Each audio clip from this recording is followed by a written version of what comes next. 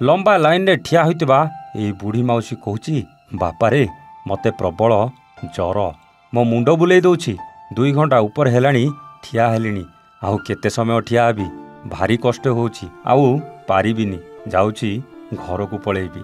माउसी doctor देखेबाकू आसिच कौन पळेब कहूच कौन करिबि रे बाबा तमे कुह मु एठी भल हेबाकू आसिची ना डाक्तरखाना रे ए जो परिस्थिति मरिबाकू आसिची ता अपेक्षा घरे रही मरीगली कौन है कि एकथा थिला डाक्तरखाना को आसी ए लंबा लाइन रे ठिया हेतिबा बुढ़ी माउसीर कथा।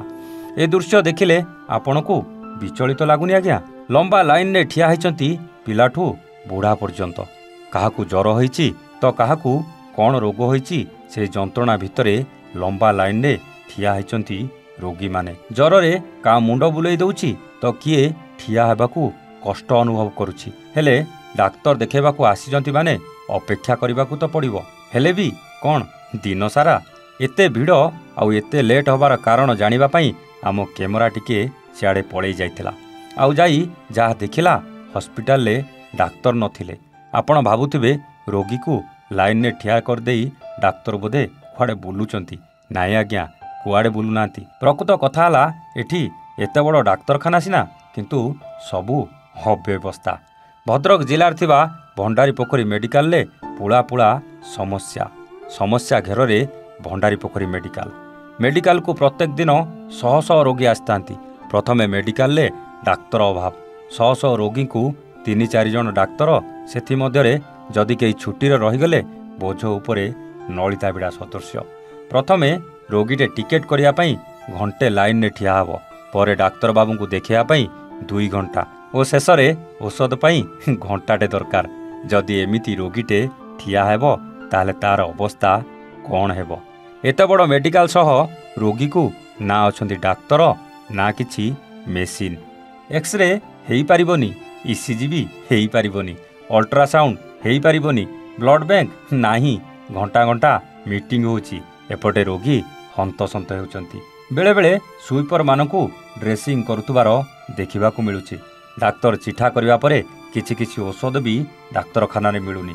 लोके पैसा देई बाहर किणुथिबार देखिबाकू मिलुची। दीर्घ 5 वर्ष हेब मेडिकल घर काम सरिबार ना धरुनी। जदि एमिति आगकू चले ताहाले अंचलवासी राजरास्ता को अवरोध करिए बोली चेतावनी भी देइचंती। मेडिकल इंचार्ज को जोगाजोग करथिले भी तांको सहित जोगाजोग हेई पारि नथिला। भंडारी पोखरी मेडिकल उपरे नजर देबाकू सीडीएमओ और प्रशासन को निवेदन करचंती अंचलवासी।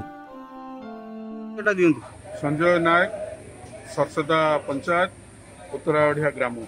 मु तो 2 घंटा है छिड़ा है कि मो आगु पेसेंट आसी 2 घंटा है लाइन में छिड़ा घंटे टिकेट लाइन में छिड़ा होती घंटे मेडिसिन छिड़ा होती। जदि जड़े सीरीयस पेसेंट थाए तार कौ मुहूर्त कौन हो किसी कहीहबनी। डॉक्टर आप जानते कि केते जन डॉक्टर अच्छा आम जानी सर 3 जन 4 जन डॉक्टर अच्छा किंतु पेसेंट केते पर डे आप देखुं 300 ରୁ 400 पेसेंट पर डे 300-400 पेसेंट आसुन किंतु 3-4 जन डॉक्टर अच्छा। आपन केते बेला आसिलेनी? मु आसिलेनी 9टा बेला। एबे मो ना सूर्यमणि ओझा रहणिया पंचायत। केते बेला आपन आसिले मेडिकल? मु आइलेनी घंटे 1.5 घंटा नंबर आपन ठिया आइछंती मन लाइन ने छिड़ा आइछि जेकी एठी गोटे काउंटर सेति पई लेट होउछि आ एठी काउंटर आ भी खोजुछि आ 2-3टा काउंटर खोजुछि आ काउंटर एने टिके भल हुंता।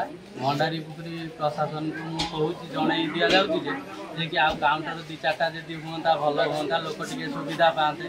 आ लेडीज माने आछंती खरारे छिड़ा होउछंती ताको भारी कष्ट होउछि के छुआ धरि के आछंती किए किमती आछंती बहुत कष्ट होउछि। भंडारी पोखरी प्रशासन को जणाउछु मीडिया माध्यम रे आपण टिके आ भद्रकरू प्रभात सामल को रिपोर्ट एवान ओडिया।